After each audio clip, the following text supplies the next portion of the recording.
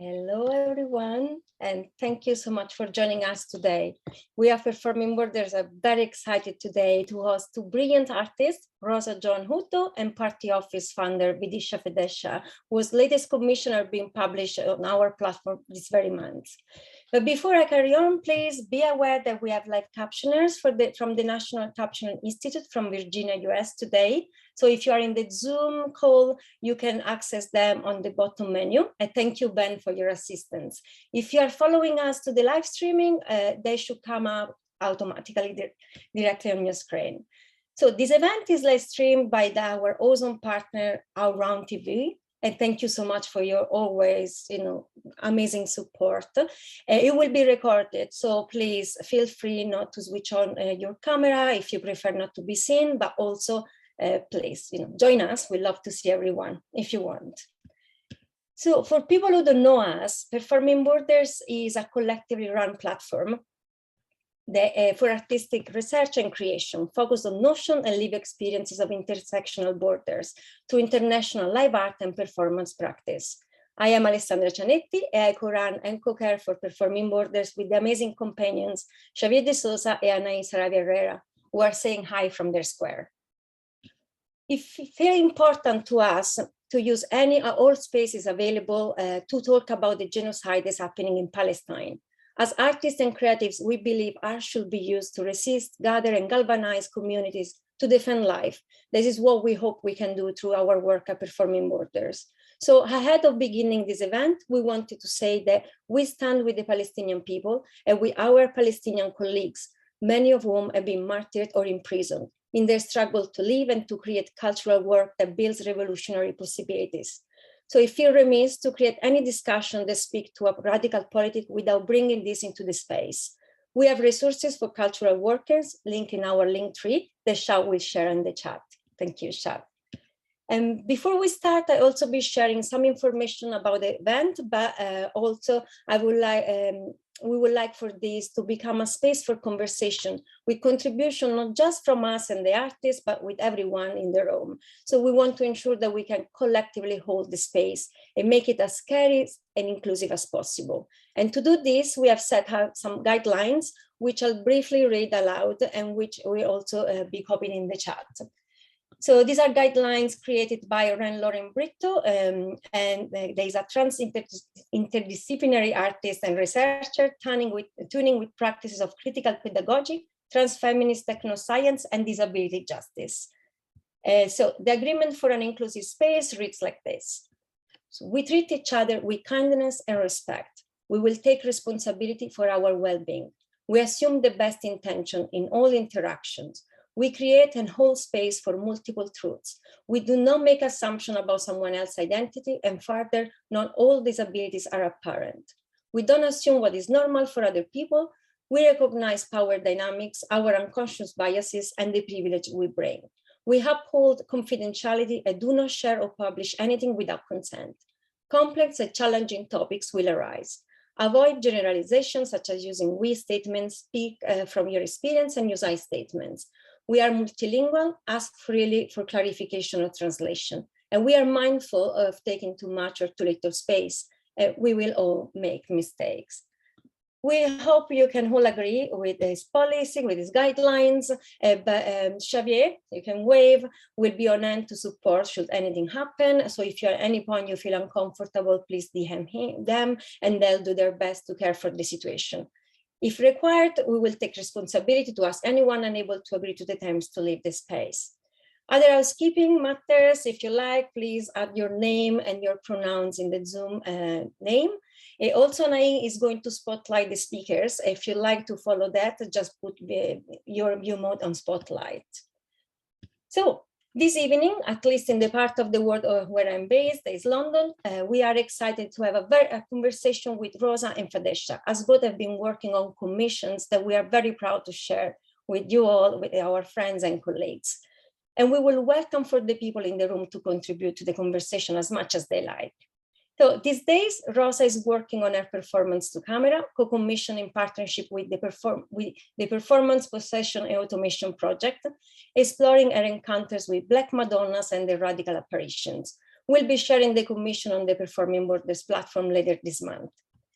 Party Office's commission, we are the ones we have been waiting for, was actually launched last Friday, and you can find a link of this amazing work of collaboration in the chat. Rooted in a poem by poet and activist June Jordan, the pamphlet gathers an assembly of artists including Fadesha, Shahjahan Mani, Ferraz Publishing Practices, and Blue Coat Fleming. So I will not add much more about the commissions because we want to hear from the artists, but I wanted to give you a sense of the flow of the gathering. So thanks so much for joining today. And we aim at ending the gathering around 8 p.m. UK time. And the evening will start with 2 short presentations by first Rosa and then Fadesha to know more about their commissions. This will be followed by a brief conversation with Anaïs, Xavier, and myself, and then we will make space for all your questions and contributions. Please feel free to write your question, comments, anything that is very burning in the chat, and we will pick them up at the Q&A point. But also, if you rather speak directly, feel free to raise your hand during the Q&A, and we'll hope to hear from you. And now, without further ado, we'd love to introduce the first of the artists, that is Rosa, for her presentation. So Rosa Johan Uddoh is an interdisciplinary artist working towards radical self-love, inspired by Black feminist practice and writing. Through performance, writing, film, and multimedia installation, she explores the effects of specific places, objects, and characters in popular culture on self-formation. Rosa was shortlisted for the German Award 2022 for her filmmaking and Iniva Stewart Hall Library Artist in Residence in 2020. Rosa is a lecturer in performance at Central St. Martin's, University of the Arts, London, and her first book, Practice Makes Perfect, was published by Bookworks and Focal Point Gallery in 2022. Thank you, Rosa. Thank you. You hear me okay? I think so. Yep. Great. Okay.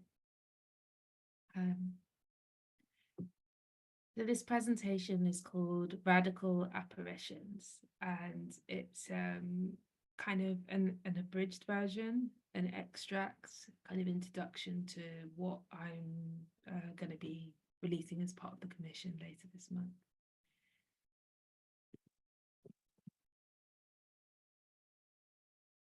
Superstition is a belief or practice whose origin and context has been lost to us and/or is in conflict with the beliefs of the dominating culture.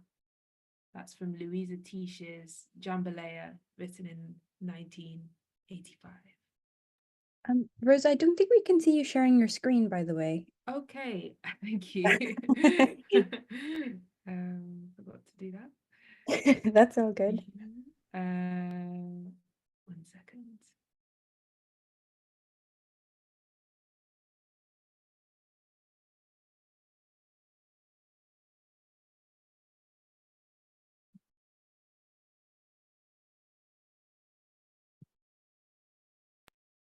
Yep, that's great.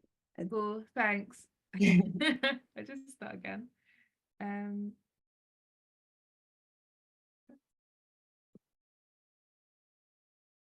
Okay, you see it now? Yeah. Superstition is a belief or practice whose origin and context has been lost to us and/or is in conflict with the beliefs of the dominant culture. Oh gosh. This is an account of what has really happened to me. This project began a decade ago, long before I was an artist. I was in my second year of an undergrad in architecture. I was not yet fully conscious. However, a few days before a deadline, I decided to impulsively apply for a research travel grant. In the application, I wrote about how I wanted to visit Havana, Cuba, an urban environment defined by capital in a different way to the cities I was used to in England. At that time, the high street and the shopping centre were hubs around which we lived and all other activity happened.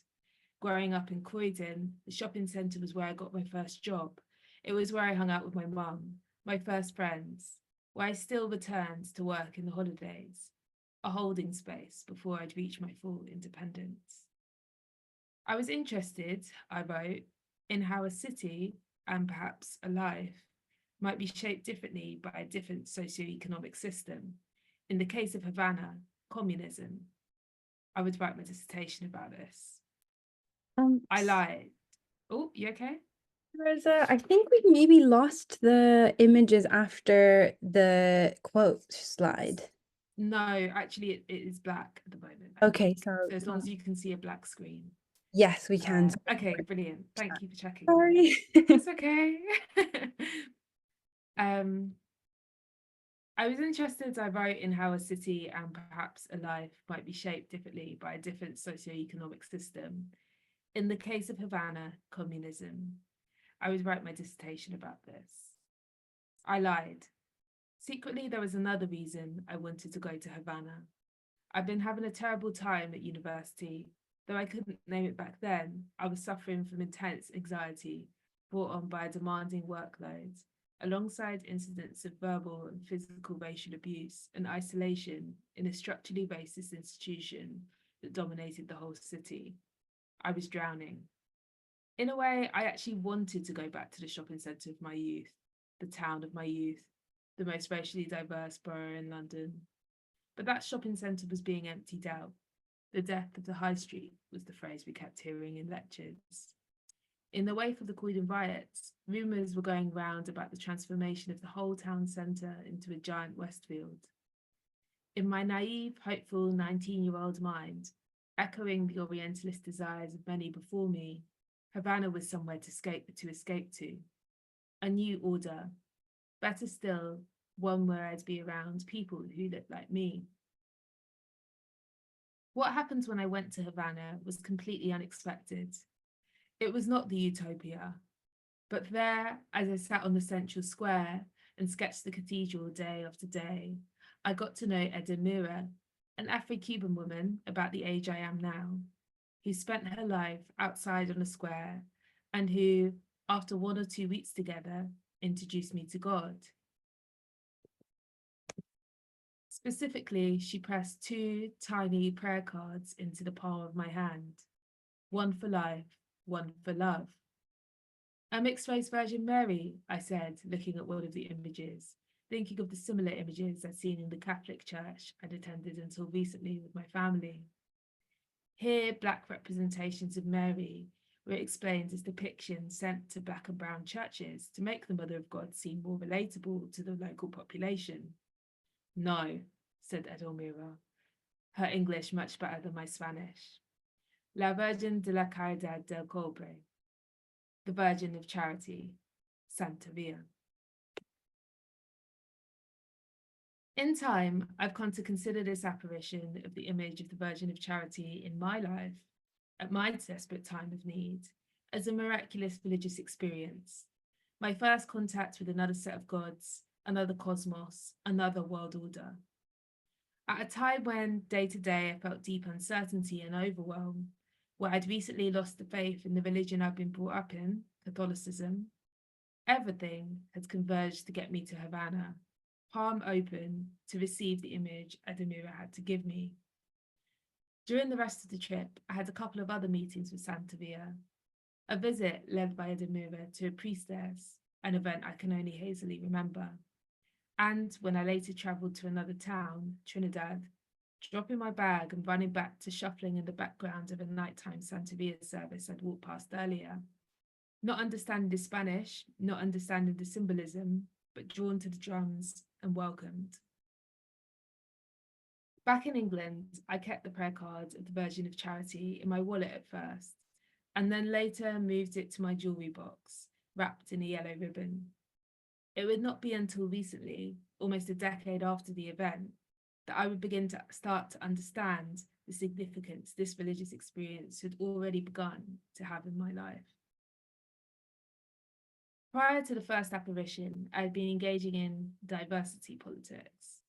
I had campaigned for and set up an ethnic minorities position in the college student union, something never before existing in the history of the college. But the campaign to create the position was so traumatic that once I achieved it, I spent the 2 terms I had as a successfully elected ethnic minority officer in a daze, The process of convincing other undergraduate students, broadly upper and middle class white students, that racism exists, to see the obvious lack of diversity around them, was gaslighting and exasperating. They were invested in an idea of meritocracy that the realities of racism, sexism, and classism threatened, so they're extremely reluctant to acknowledge. But on reflection, I too had not awoken from the myth of meritocracy. To create change, I'd followed the existing system and worked hard within it, despite its traumatizing effect on me. If I worked hard enough, I thought, the college would recognize racism. I, the only Black woman in my year, would make it happen. I had internalized a kind of magical Negro narrative, which had stopped me from being myself, stopped me from being a real human. And so at the end of it all, when student opinion did change, I had been hollowed out, my agency diminished, becoming a symbol, an object, a token. I was left questioning if it would be really ethical to encourage more Black students to come into this hostile environment. My politics had been nowhere near radical enough. Philosopher Sylvia Wynter writes, in order to speak the conception of ontological sovereignty, we would have to move completely outside our present conception of what it is to be human, and therefore outside the ground of the orthodox body of knowledge which institutes and reproduces this conception. In other words, equality, diversity, and inclusion would never be enough to free me or anyone. It was no wonder that so closely tied to diversity politics was a practice of representational politics that had been adapted by the mainstream, where 2D superficial images of Black and brown people were agreed to be generally positive, the implication being that they were either a method of achieving racial equality or a sign that it already existed, so shut up. In the Western world, images were secular. The best images in the media could achieve was inspiration, not even the Catholic kind of inspiration, where teenage girls say directly channel the words of the divine, but one where inspiration means something more like copying, following, buying. As a child coming of age in the Blair governments of the early noughties, I was taught to believe in the power of representation. Now I was losing my faith in that too. But in Santeria, images of Black women do much more, operating independently of the agency of the person in front of them, beyond their capacity. They can cure illness, kill enemies, spark slave revolts. They disappear and reappear, rupturing rational time and space. My conversion had begun with an image, but vitally, for me, this had been paired with the words of Edelmira, which opened up a whole new way of reading images. This reinscribing of Catholic and Protestant images with African meaning is the basis of the formation for various Afro-diasporic religions like Haitian Voodoo, New Orleans Voodoo, Jamaican Pocomania, Trini Ifa, Brazilian Candomblé, as well as Cuban Santeria. These syncretic practices arose out of necessity, the colonizers understanding the importance a severing a belief system would have on undermining the self-esteem and self-worth. They tried to violently force slaves to worship Christian gods and saints. Through secretly attaching African gods to images and feast days of Christian deities and saints, slaves were able to resist the spiritual severing with their ancestors and their own world order, one where they, Africans, were important. This meant that the version of Caridad del Cobre, who centuries later looked to my then Catholic eyes as a mixed-race Virgin Mary, albeit dressed in yellow rather than blue, was actually the Yoruba deity Oshun, present across all Afro-diasporic religions in different names. Oshun is one of the most powerful of all Yoruba deities, the goddess of life, love, sensuality, rivers, and as would be particularly important in the way she influenced my life, art. Any man can be called a pilgrim who leaveth his place of birth. That's Gigi Rossetti's translation of Dante.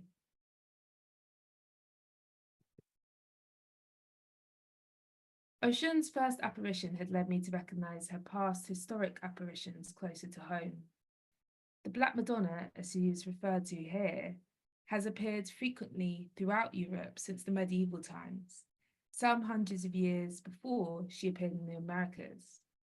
Often appearing at sea, shrines to Black Madonnas were built close by and still exist today, ranging from small grottos to huge cathedrals. I brought the prayer card out of my jewellery box and put it on my mantelpiece. The first image had precipitated an unravelling within me, a questioning of the systems in which I structured my life before. The second images, that thanks to the first I was beginning to recognise, moved me. I decided to begin my own pilgrimage, or more accurately, to continue the one I began in Havana 10 years ago. For the restarting of my pilgrimage, I would be going with my partner and collaborator, Louis. I was finding community.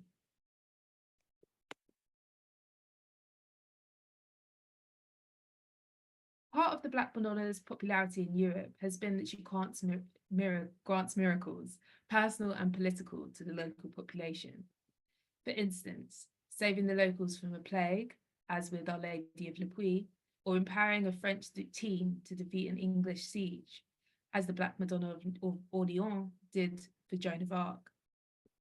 As a result, she continuously attracts pilgrims seeking their own miracles, the apparitions of the Black Madonna historically leading to the town or city becoming a hub for spiritual, economic and social gathering, the Black Madonna commanding a whole urban infrastructure around her. In some cases, literally, she's the chief architect of her own shrine, setting out plans and sections in a dream to a devotee, as with the Black Madonna of Walsingham, Norfolk. It's fair to say that the Black Madonna appears to have more flair than her white counterpart, or maybe she just does more work. And in the popularity of the Black Madonna, there seems to be something specific about her blackness that adds to her appeal and the fanaticism of her devotees. At the first step on our pilgrimage, Tindari, a small ancient town in Sicily, the Black Madonna lives in a huge cathedral overlooking the sea. The 8th century statue of the Black Madonna is surrounded by more recent mosaics made in the 1950s, recounting how she came to Tindari and her numerous miraculous deeds. In those mosaics, though the Black Madonna is definitely represented as more object-like than the representations of the white local Italians worshipping her, in the mosaics her identity as a Black woman is emphasised. Further emphasising this, the Cathedral of Tindari is staffed exclusively by an order of Black nuns. And finally, written around the base of the statue of the Black Madonna of Tindari is written in Latin, Nigra sum sed formosa, which is translated as, I am black, but I am beautiful, a phrase mistranslated from the biblical Songs of Solomon, I am black and I am beautiful. At the most recent stop on our pilgrimage, Le Puy-en-Velay in France, pictured here, 2 Black Madonnas live in a spectacular cathedral at the top of a dormant volcano, around which the whole town is structured. After the 7 a.m. Pilgrims Mass, a nun at the cathedral told us that the first statue of the Black Madonna was burned during the Reformation. Shortly after this, the Catholic Church gave the cathedral a replacement Madonna, this one white, so more neatly fitting in with the Church's official teachings on the Virgin Mary. However, the locals rebelled and demanded a Black Madonna, their Madonna, and eventually one was reinstated, one who safely avoided the iconoclasm by hiding in the convent next door. It is this Black Madonna that since the 17th century has stood at the central altar in the cathedral above the tabernacle, and that we had the privilege of standing before this spring. A second one, based on the original burned one, was made in 2000 and stands in a golden side chapel. I describe the importance of the blackness of the Black Madonna in detail because despite its apparentness, evidenced by the social and cultural interaction with her, as well as the representation of the colour of her skin. Throughout history, the majority of medievalists and locals are at pain to deny the Black Madonna's blackness. I'll not replicate these quite convoluted justifications here. Rather, I mentioned the naysayers to act as further evidence of the Black Madonna's facial blackness. That is, she experiences a common form of racism, where her blackness is only mentioned where convenient to white people. Though her blackness is part and parcel of the very reasons such big cults accumulate around her, any suggestion that she might be related to other Black people is stamped out. In this way, the pages and pages of cognitive dissonance on the subject of Black Madonna's not blackness amount, in my opinion, to people saying, she's not black, or she's not like other Black people. Paradoxically, this denial of her blackness, if and when it suits the white population, makes her more identifiable as Black. This is a key part of the Black experience. On the pilgrimage, the Black Madonna's blackness and Louis and I's own blackness is made more visible by our encounter with each other. As we travel towards the Black Madonna, we encounter racial abuse due to our hypervisibility as Black people. But we also experience a clamming up when we reveal our purpose to visit the Black Madonna. Despite the popular local devotion to her, they don't seem keen on discussing her with us. In Nella Larson's classic novel, Passing, the main character, Irene, a middle-class, light-skinned Black woman, lives in Harlem in 1929, where racial borders are still being firmed up. Larson articulates how, in the right limited context, certain Black people, like the main character, Irene, might pass for white, this passing being dependent on them being alone, the only one. But once in community with other Black people, or even just proximity, one's Blackness is less easily hidden. While perhaps it's possible for even the dark-skinned Black Madonna to pass in the highly limited, highly controlled environment of the Catholic Mass, Louis and I's arrival in front of the Black Madonna makes the Black Madonna's passing less viable. The Black Madonna brought in this case, the Black Madonna's blackness, brought in this case more into focus by the presence of more Blackness, is important, not in terms of us claiming here, though I have to admit it, sometimes it does feel like our pilgrimage is a reconnaissance mission. It is not. Rather, it's a case of us recognizing her for who she really is. Some people have attempted to possess the Black Madonna in the way that they might attempt to possess Black people. She is not our lady, but their lady, their Negro. In these attempts to possess her, they make a version of the same mistake I did a decade ago, looking at the image of the Virgin of Charity.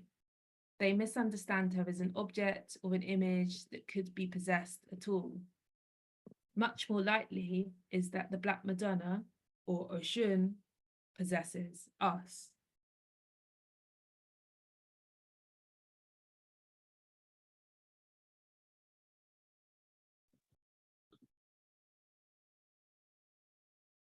Thank you so much, Rosa, for walking us through your journey, really. And we look forward to sharing the commission in a few weeks. And now I'd love to introduce Fadesha. Vidisha Fadesha is an artist, curator, and cultural critic.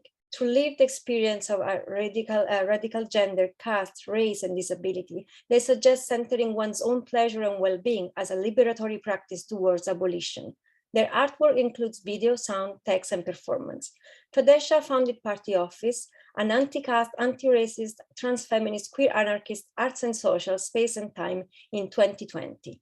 Through collective practices, publication, grants, archives, parties, geographic refuge, and more, they are building translational dialogues on empathetic futures, care communities, and radical agency. Party Office B2B, Fadesha were a Lombok artist at the Documenta 15, 2022. Thank you, Fadesha. Hi, thank you so much. You know how everybody does a land acknowledgement. I think it's important for us to not talk in solidarity with just the kind of border as nation state, but rather that every occupied land should be freed. So yeah, here is for a free Palestine. So I'm gonna share a little bit one about the poem of June Jordan, because I think it's gonna be important in the further conversations when we talk about borders, because the protest that June Jordan addresses, it's it's for a Dom pass. So Dom pass, also called like the Dumb pass now. It was when people within the South African apartheid, and even in Namibia, you could only go to certain parts of the region, and it also depended on who your master was. And you were also deported back to your thing. So then this is from 1700 and 1776 or something, that it was already applied on to men who were over 16 years old. And then eventually, when it was being applied to women in 1956, that over 16 years you have to carry this paper. Otherwise, you would be arrested or you would be deported if you were not allowed to be there, etc. So it kind of also operated in how movement kind of becomes a way of controlling and colonizing. So in the commemoration, so what happened when it was applied to the women is when women, like 40,000, around 40,000 women and children went and they did a large protest. It was kind of not necessarily heard or responded to, but it is a protest that took place. So as a commemoration to that protest, which happened in August 9th in 1956, is when poet June Jordan in the United Nations presents this poem on August 9, 1978. The poem of South Africa, it's called the Poem for South African Women. Our own shadows disappear as the feet of thousands by the tens of thousands pound the fallow land into new dust that rising like a marvelous pollen will be fertile. Even as the first woman whispering, imagination to the trees around her, made for righteous fruit. From such deliberate defense of life as no other still, will claim inferior to any other safety in the world. The whispers too, they intimate to the inmost ear of every spirit, now aroused they, carousing in ferocious affirmation of all peaceable and loving amplitude, sound a certainly unbound heat from a baptismal smoke where, yes, there will be fire. And the babies seize alarm as mothers, raising arms, and heart high as the stars so far unseen, nevertheless hurl into the universe a moving force, irreversible as light years traveling to the open eye. And who will join the standing up, and the ones who stood without sweet company will sing and sing back into the mountains, and if necessary, even under the sea. We are the ones we've been waiting for. Yes, so that's where we get the title of the work. And what meaning that one makes out of it is, this is another poem, which is also the curatorial, because for me, as party office, I only work with people who sharing in first person and through their life lived, and there is no sort of nobody representing us. That's what we do. So anyway, this is a poem. It's called Draft, and I had done a performance where I had like these 4Ds, which was like democracy, draft. I don't remember the other two, but draft was one of them. So draft is this idea that you take something from somewhere and then you grow and it grows, no? You like borrow a part of it and then it grows, but draft also operates as something that needs to be kind of validated by someone else, or that validated in the process, and that it's not valid enough as yet, or that it's an example. So draft 01, it's written in March 2022. I'm chirpy, I survived. I can actually go to the commission itself because, just one second. Because,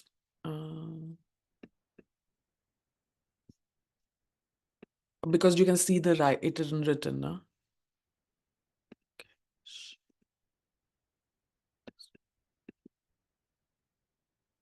Okay. So we see this. Now you can see this, right? Yep. Okay, so it's so confusing when I can't see myself. Okay.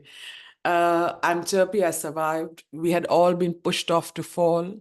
Many fell, many were blinded, many are unable, as ability is what you make. I'm chirpy, I survived. They put a blanket on me, they fed me a pot of rice, they said they'd hold me. I was brought to the set of movies, it's home, they said, I was provided for. I was to share what I know, I shared what I remember to as many. They fed me. I got lonely, I was not home, my heart was not on me.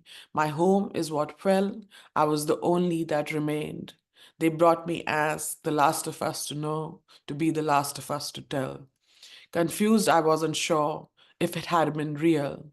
There was nothing that could remind me other than all that I had shared.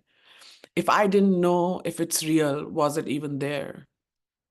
So it has to do with that if you are actually the only remaining witness of a genocide of your people, or even, when it comes to like domestic violence, like if you are the only person who can claim that this is the story and that this is my story and I was a part of this story, eventually you kind of feel gaslit because you actually don't also have a proof other than yourself, if it is true. And especially when it is that we want to structurally completely erase you, then we don't we also we erase the memory, we erase the landscape, and I think we see that, and that's the reason why when one talks about Palestine, it's not just about the land, but it's also about methods of occupation, about how the nature gets erased and what does that mean for universities and hospitals and fields and olive trees and all of these things to get erased. And yeah, so it's in that process, and yeah, so I want to share the work now. Okay. Can I just do it, or you want to play it from the video? Maybe I stop sharing. Yep. Whichever one. I'm happy to do it. So let's start with the blue one. I think you can do it.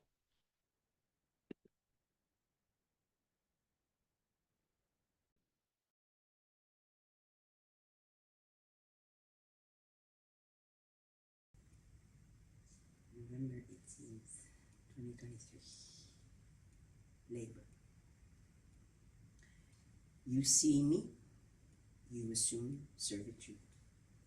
By now, in the history of you, your psyche, your brain, connections, pathway, all built and constructed, grown into this idea of labor.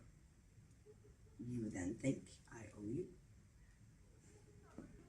Labor, you have been taught that my body was carved for and bred for. Discipline into offering. Take my milk, 1849. Exhibit my sex, 1801. Acquire my girls like a fish market, 1946. So, tell me again how my labor to assimilate and erase my accents, my Creole and my blackness will be the key to finally earn your respect. Tell me how striving for your intellectual elitism will grant me to finally witness the lands my ancestors labored and had you shackled them both for. And show me the land that they created wealth for. I forbid you to name me. I forbid you to name my own.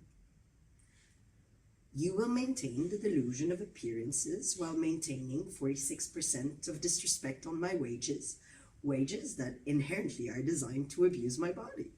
You pass me, see through me, and assume I am the waitress at the cafe.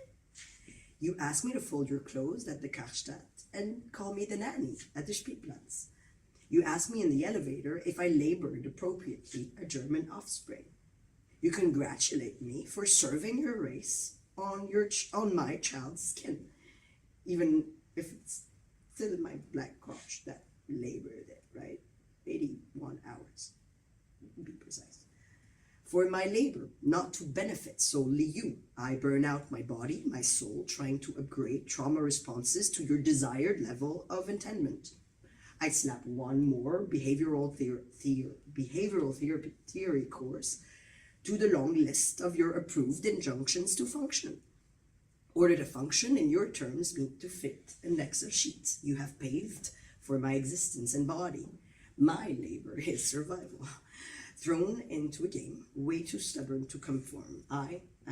Me, deform. Heir of nature, born with two sexes. Call me divergent, call me impaired, while you ask me to repair sutures you left open on my belly.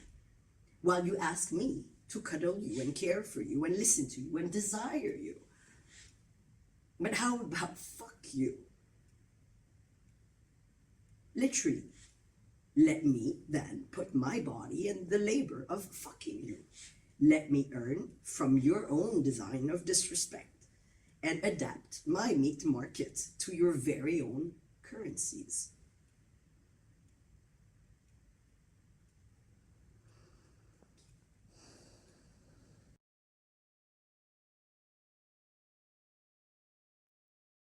So the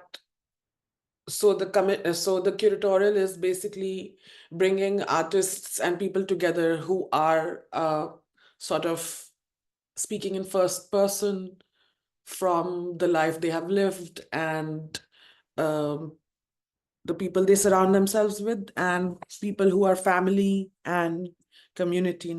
I don't like to use the word community, but I think it can be used when it is in a larger sentence. And you don't, and all the artists that are here, they've all been presented through as like ethnographic subjects. So Blue, yeah, maybe I actually also read out initial. I don't know how much time you all have left actually, because I can also bring these things as responses. But maybe we just see like Feras and Sajan as well, and I don't talk to so much. Yep. Okay, so now with Blue, when we talk about the context of the body itself, or like who we are and what is the experience that we have, we go to Sajan's work, where Sajan kind of, it's really, I love it. It's really funny because Sajan is talking about this ethnographer called, so Sajan, anyway, okay, I have to do it, sorry. We will take extra time. It's Blue Paul Fleming. So in their words, they say, I'm Blue Paul Fleming, also known as Calypso Azra, a mutating object of desire from the scattered islands beyond the world's waters. Born in Guadeloupe and raised in Saint Martin, my identity is constellation of activist experiences deeply rooted in the radical heritage of Creolite and Métissage, intersex, queer, autistic, solo parent, trans, and light-skinned Black. I traverse these intersections with obsessive abolitionism, revolt, and decolonial unweaving in every facet within my grasp. So that was Blue. We will also look at something else. Maybe I'll bring it up again later. But then we look at Sajan's work, who I'm talking about. Sajan is an interdisciplinary artist and curator hailing from a family of rubber tappers in the remote village in the northern part of Kerala in south of India. His work voices the issues of marginalized or oppressed peoples of India via the Black Dalit body of the artist. Mani's performance practice insists upon embodied presence, confronting pain, shame, fear, and power. His personal tryst with his body as a meeting point of history and present opens onto body as a socio-political metaphor. So the work that we see of Sajan in this particular curatorial is that that Sajan is visiting the grave of this ethnologist called Emil Ribicki. And but Ribicki is also name of a lizard, but the lizard takes its name from this ethnologist.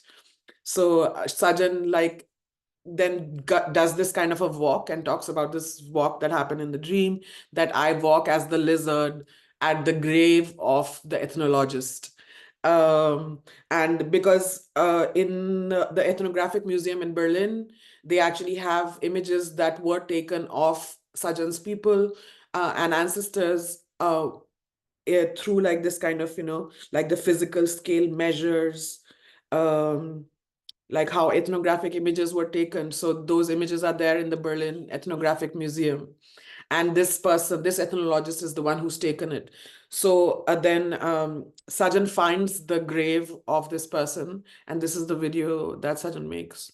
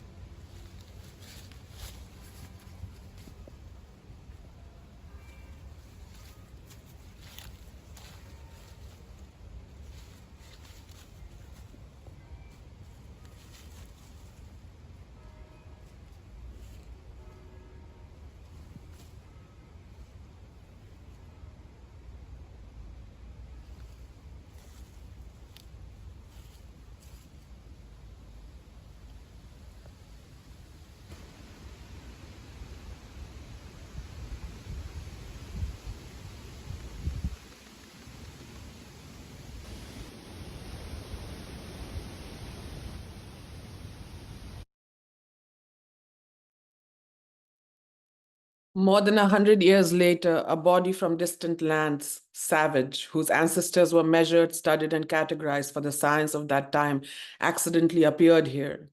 What is time, history, science, and ultimately knowledge? But I'm just a lizard. I don't know whether it is possible to articulate my dream as an indigenous research methodology with the respect connecting the aspects of ontology, epistemology, and exaiology. As Sean Wilson in 2008 argued that our research is a life-changing ceremony. As a lizard, I will dream more and appear in your backyards, graveyards, and storage room, including your books. So I like this. I think that's also something that happens. One, that you can speak through your experiences, but it's also, and when you're going into the archive or when you're looking at, I find this really interesting because for me, we don't know what kind of time, like what is coming first. That is what we are doing coming first, or is like this something else coming first? Because a lot of times over generations, what we see is that something that is part of a spiritual practice where we are able to kind of time travel or like put like curses and blessings into a kind of time space. In the future, it's actually looked at as physics and as quantum time. So then when at this moment, when we are thinking of voodoo, when we are thinking of witchcraft, they always also do exist within kind of parallel quantum time and parallel worlds. So that's another thing interesting for me. Maybe we just go quickly to Firas's work and the video. I don't know if you have that video. The where they have the book, the second one, the different archival publications visiting Aleppo Citadel on 78th anniversary of Syrian Independence Day and the withdrawal of French forces from its lands after waves of armed struggle. Yeah, I have it. Okay.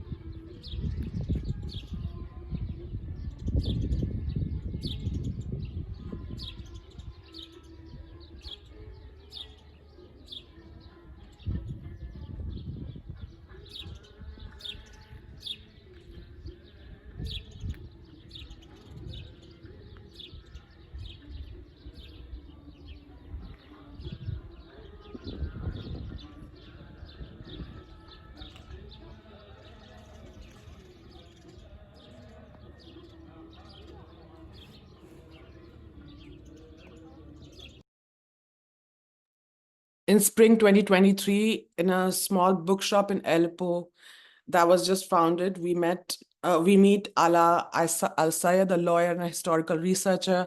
Since 2012, amid the backdrop of the civil war, Ala has dedicated their life to collecting archives. During our visit, Ala shared their concerns about the disappearance of literary and historical documents. As we discussed the Aleppo National Archives, Ala's digital platform for projecting this legacy by collecting and disseminating resources, we noticed their word of the use, Hadar Halal, meaning now here is halal. This phrase opens a path for us to orient ourselves with regard to the presence. So then what they do is that they start this work, which is, it's like, okay, it's so crazy. At the heart of our endeavors with Heather Alal are the principles of dissemination as the act of resistance. We dissect the authority of history with the scalpel of forgetting, which is the lifeline in reclaiming space for new imaginaries, particularly amidst systemic attempts to erase minorities' memories and to disregard the multiplicity of the narratives. The imperial weight of history inflicts extensive trauma and censors spaces necessary for contemplating different political identities and history making. One gift of Heather Alal is to empower individuals who have histories of suffering. By applying our pain and cultivating it with solidarity, we can absorb the presence. Maybe we can see the quick video of their studio. I'm making the Heather Alal because I think I think with this commission, you just have to read it yourself because all the texts were also kind of something that I made the artists do it themselves now, that maybe we add this content.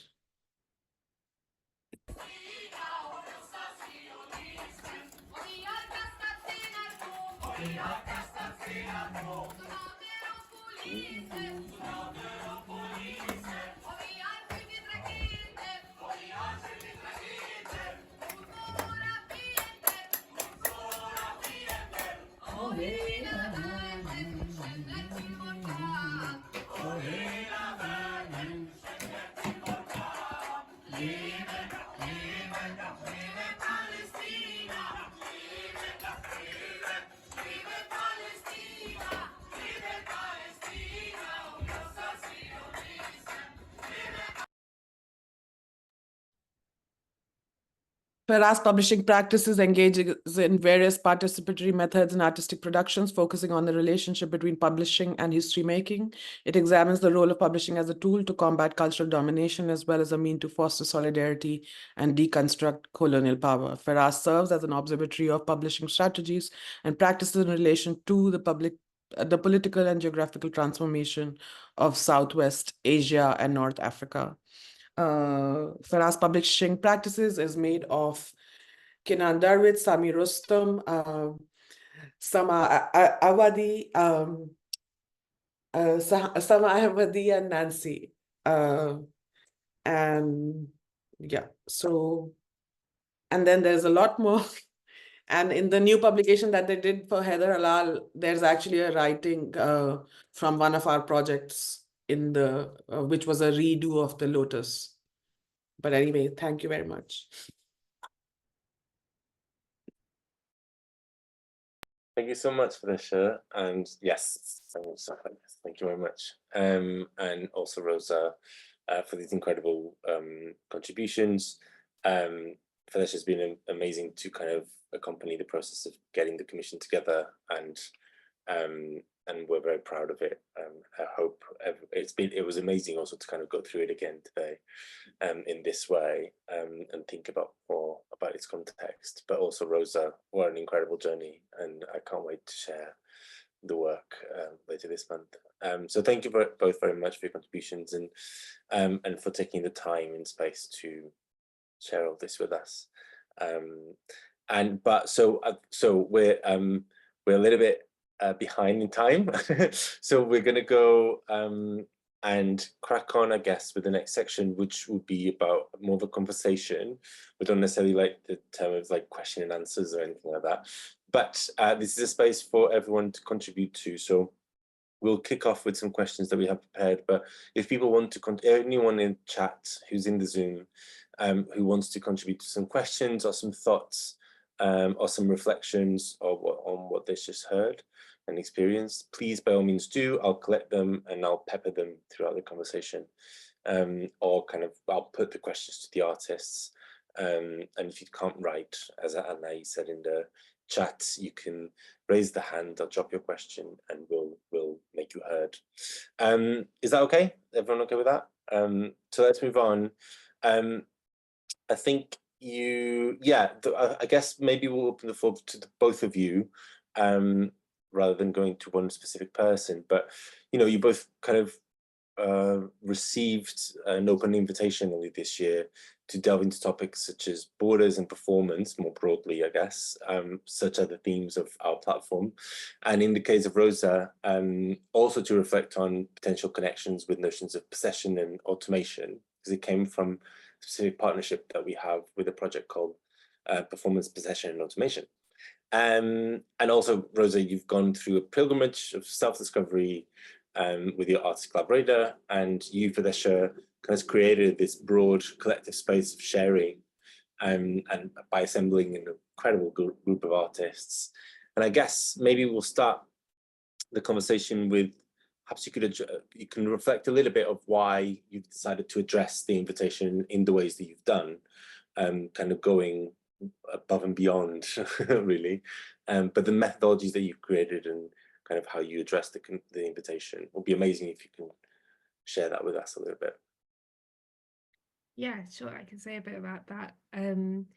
So as you said, this research, the kind of starting point for the commission for me, apart from kind of what I spoke about already in terms of reflecting on an apparition that had already happened in my life, it was really there's a across university I guess research group called Performance, Possession, Automation, and I was asked to respond to their ways of thinking around how, I guess specifically what really grabbed me thinking about possession as a concept, and how thinking through possession, understanding possession might open up new ways of thinking about performance, but really because performance is so like embedded in everyday life, at least in the way that I think about it and the way that lots of the researchers working on the project think about it, really how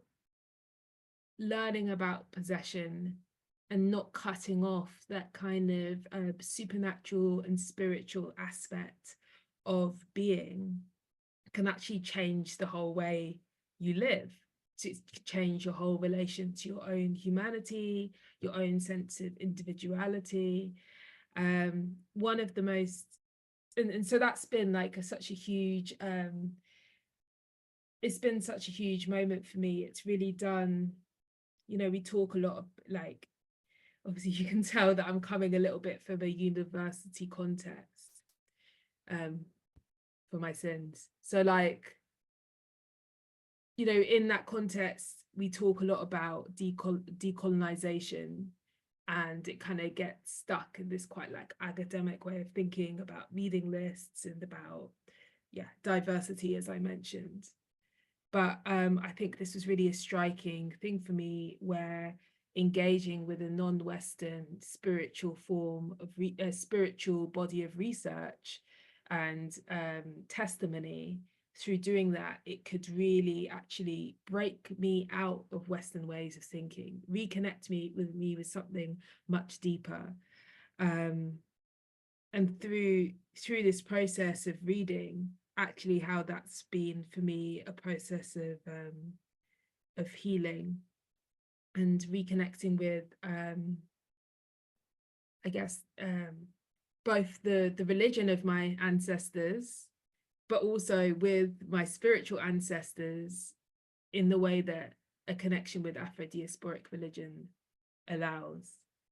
So I think for me, when making this commission, it's been really difficult in a way, because when you have such a life-changing experience as to actually actively be really decolonized within yourself while doing the reading, it's then difficult to really like bring back together in a way that's coherent for people in a shortish time frame.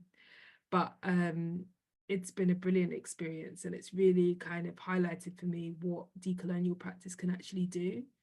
Not only my own decolonial practice, which I hope, you know, in making these ideas and this journey visible to others, I can bring some of that to other people, but also in terms of how theory can be a liberatory practice, as Bell Hooks kind of talks about.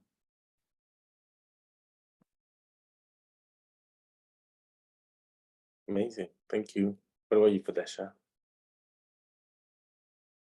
Oh, you're muted. Sorry.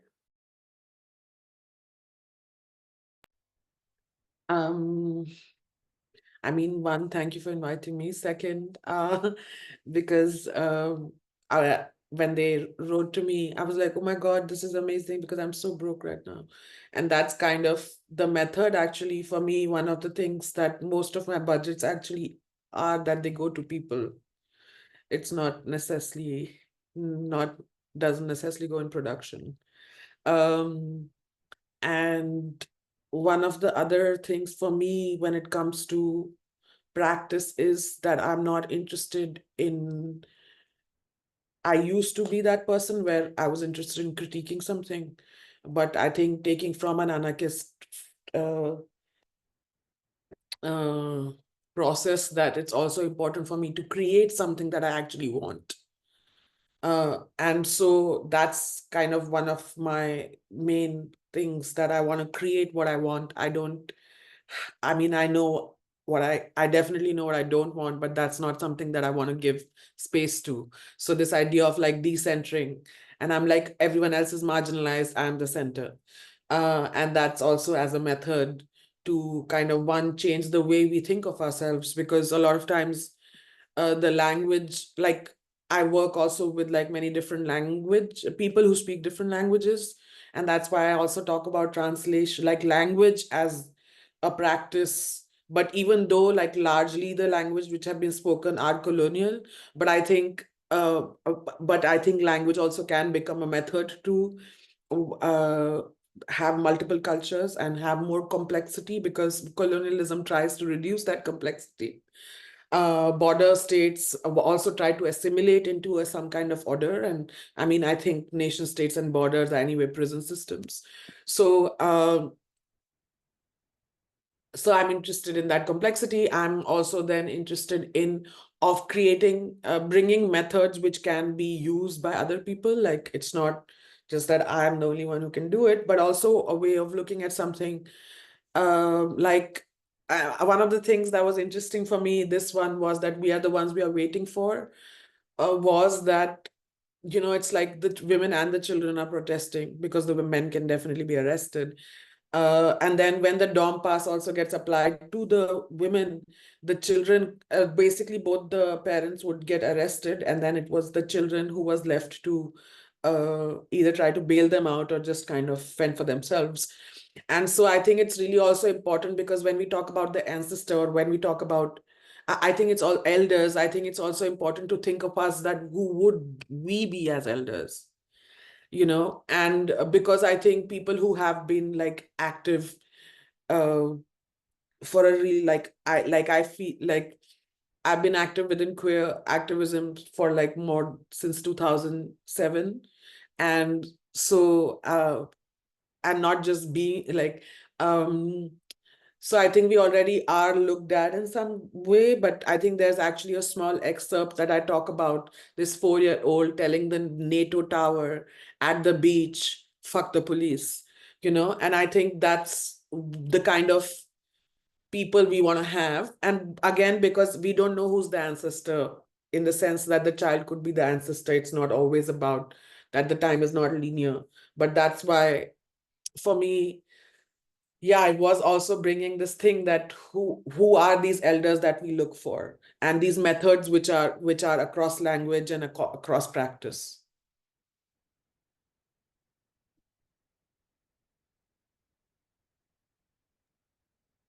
Thank you. And actually, before we move on with our questions, I was going to ask if either Fadesha or Rosa, you had any questions about each other's presentation.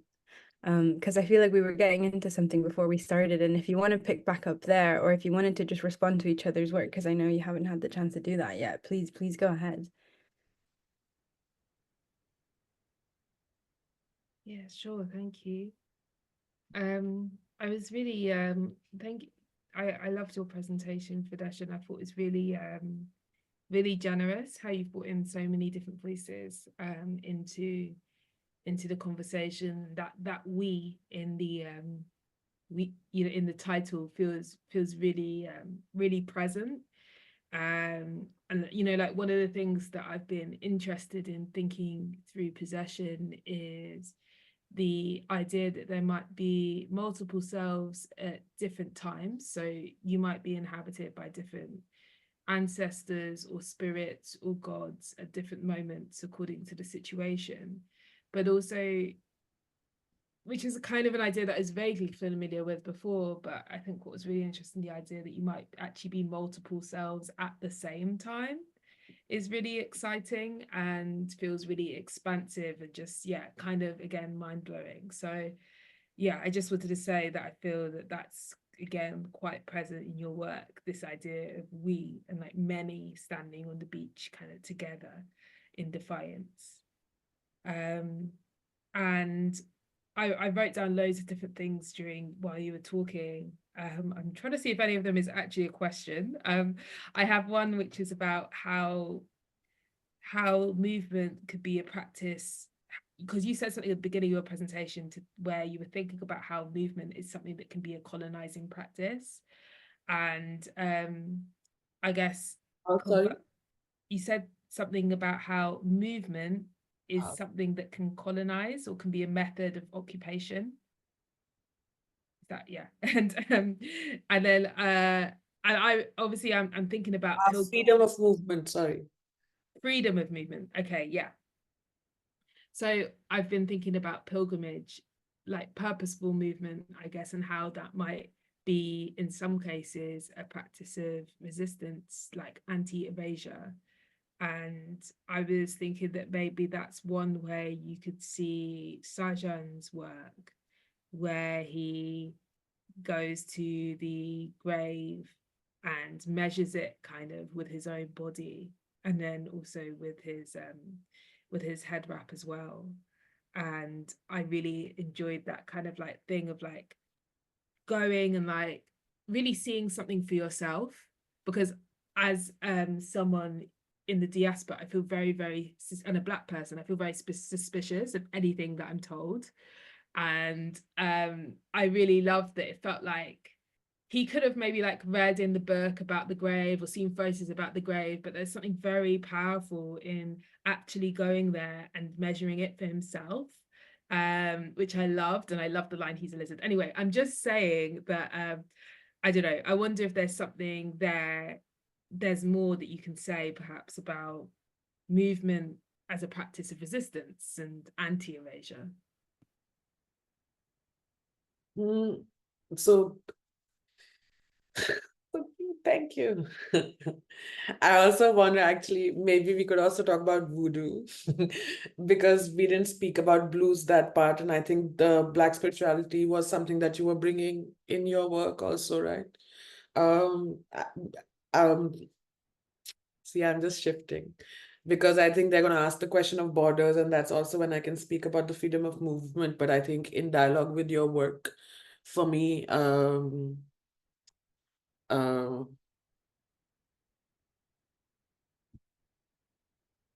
is because you talk about the Black Madonna, the objectification of the Black Madonna, and then as Black spirituality, and how actually voodoo also, similar to, you know, a lot of practices that we know, like voodoo also gets used, one, as a gathering for the community, for the slaves, where they would go to the mountain or like go somewhere else to come together as something, as also remembering and as community. And but then it eventually also starts to get used as a form of resistance. That resistance will come out of this kind of spiritual practice. And I think the use of spirituality within resistance is also, I mean, it's very much a part of, you know, like so what Blue does is that on a salmon, they engrave that, "May my waters be the graveyard of the empire." They laser engrave it, and then Margot, who's Blue's child, they both eat the salmon. And this video was actually removed from YouTube. They said that it's doing something perverse. And I think that anyways, like it's like interesting now that how anything, it's like the AI basically just detects Blackness or like calls anything perverse into this kind of like either fetish or fantasy, or yeah, like perverse is always that. And I think and one of the, yeah, I don't think I answered your question, but this was just my response and things I was thinking while I was looking at your work. Oh, thank you. Yeah, I mean, I think Blue's work's just like incredibly moving. Yeah, and I'd really recommend people to look at the video, which is on your newsletter, because I think it's beautiful. Yeah, I think, yeah, there's, although my like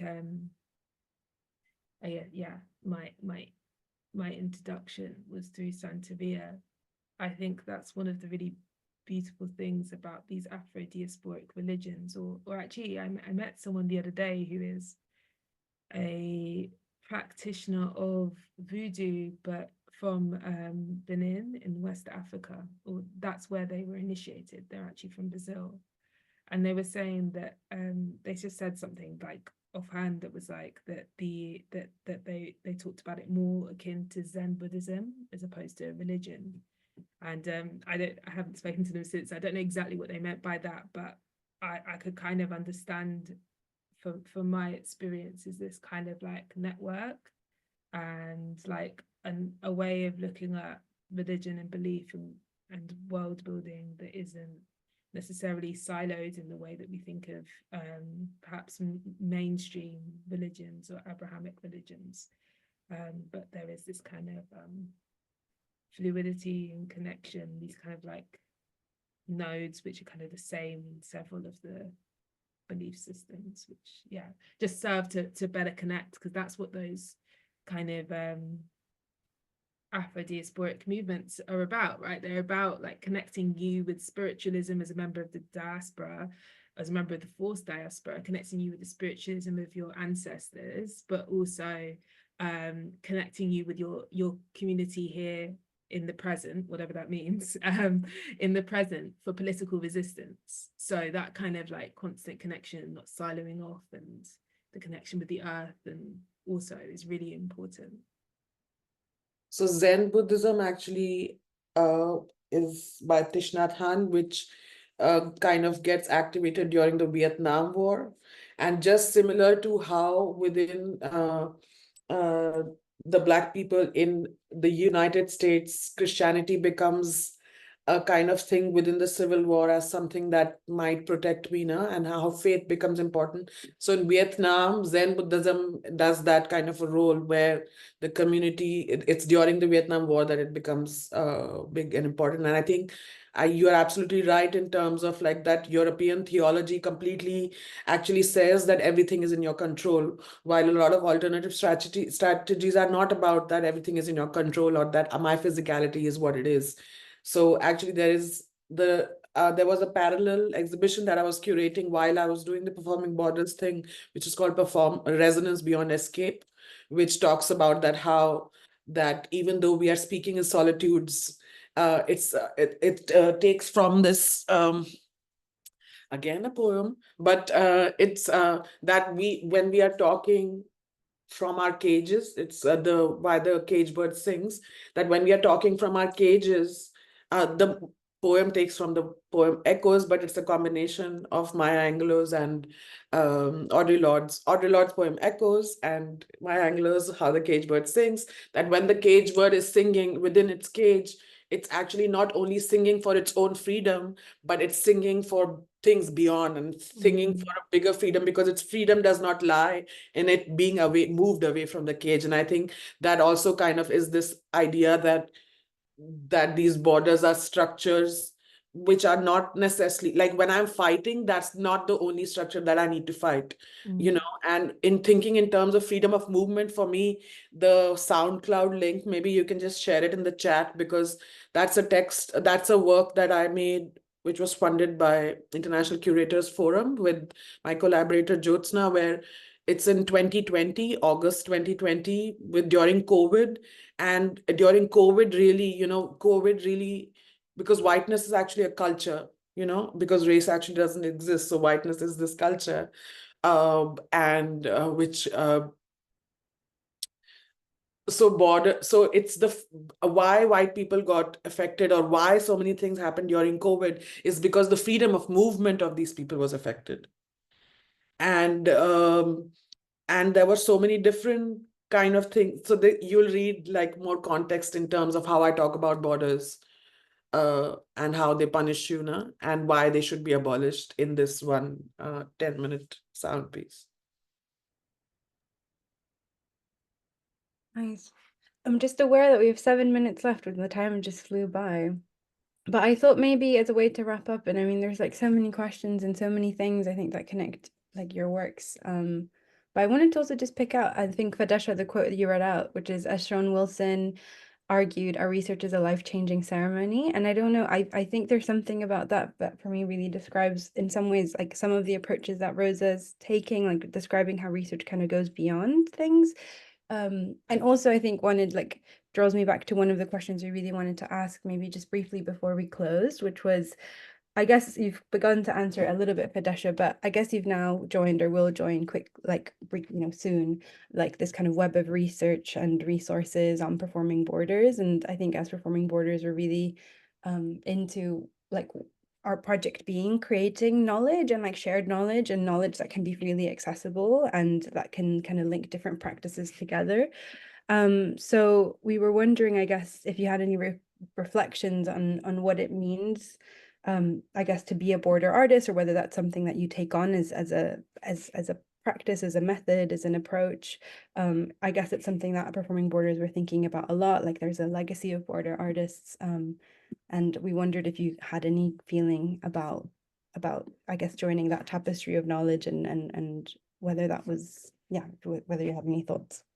I'm not familiar with what that historically is.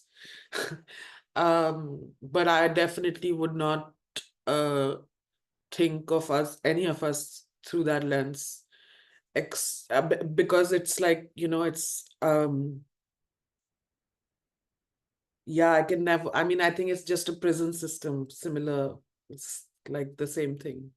So I don't believe in nation state also, because for me, it's like a joke when people say that we are going to release the objects and send them back to the state, when actually I think in Benin, they rejected, they said, take it back. When the objects were returned, they said, take it back, because it's also really interesting, because the state currently, the way they lead nation states and the language that is built about the nation state, it's still it's still neoliberal, it's still imperial, and they're so they are also not complex. They are trying to assimilate us into a structure that they can control. So I don't believe one in nation itself. Yeah, I don't believe in these things at all. And I don't think they should be existing. And I don't want to even unperform or perform on them, because I think it's about trying to find other tertiaries as a response. And that's the methodology, that I'm not here to critique you. I'm here to create something new for you as a language.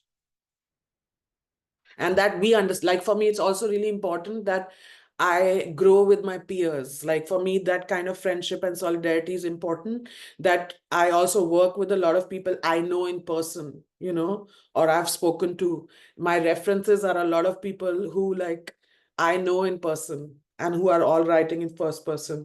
And so for me, it's also about who do I want to grow old with. That is a big part of my curatorial work as well.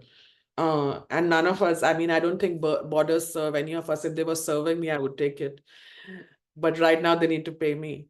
And I would very happily get a European citizenship, because that's the reparation that we should be getting.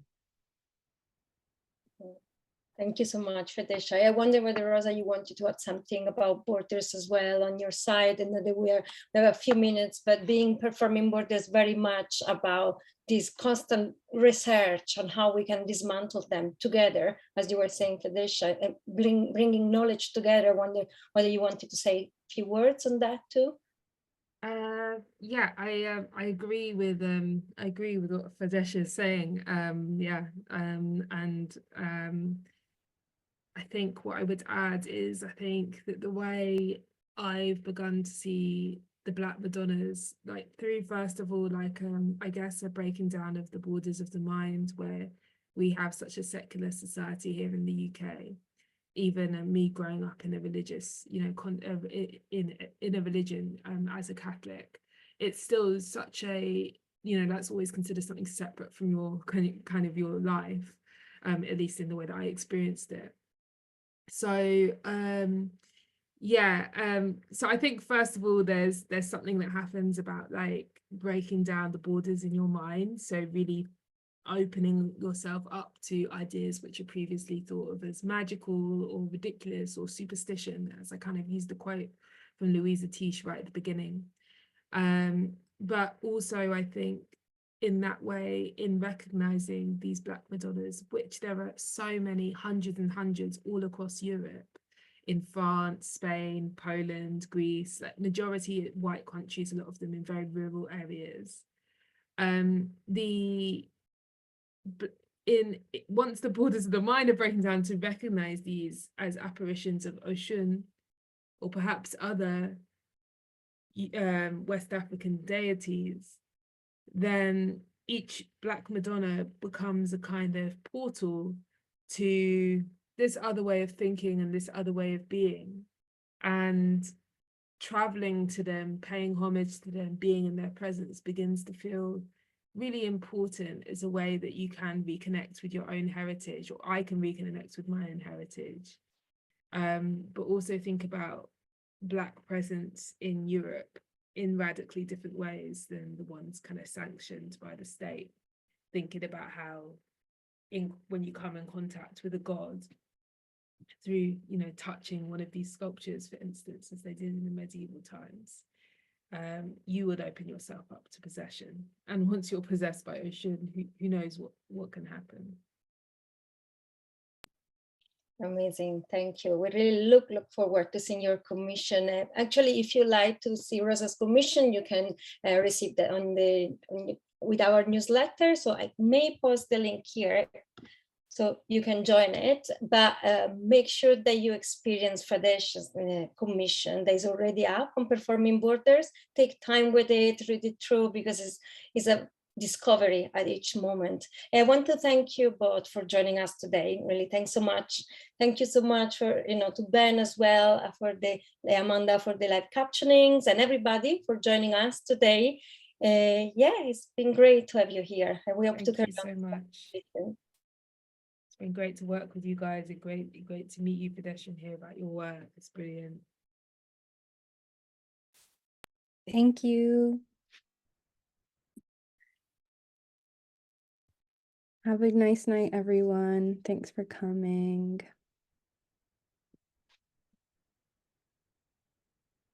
Just waiting for people to trickle out. Thank you, Sarah. Nice to see you again. Good to see you too.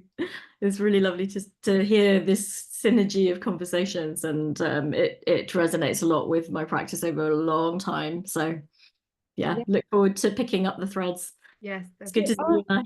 Yeah, oh, I love it. I love seeing your cat halfway through. Oh yeah, she's really playing actually. You can see her a bit more